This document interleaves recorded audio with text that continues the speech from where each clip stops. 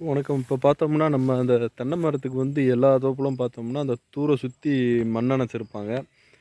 அதுவே இந்த ஏரியால பார்த்தோம் அப்படின்னா, அந்த தூர சுத்தி மண்ணே அணைக்கல.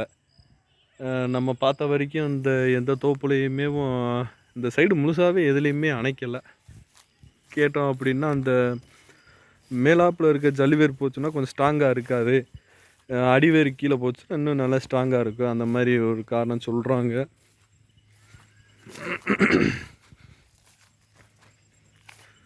பார்த்தோம்னா தெரியும். இந்த ஏரியால இருக்க எந்த தோப்புலயுமே மண் அணைக்கவே இல்ல.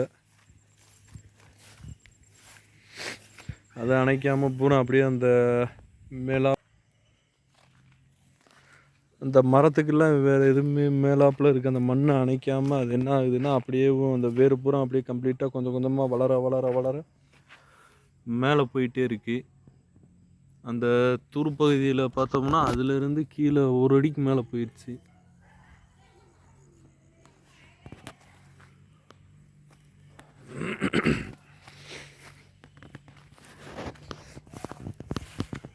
பார்த்தோம்னா இதுலயே தெரியுது.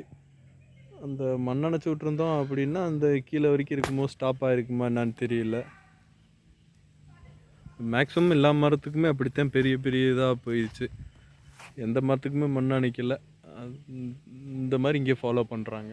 அதே மாரி உங்க ஏரியால எந்த மாரி ஃபாலோ பண்றாங்கன்னு பார்ப்போம் எப்படி.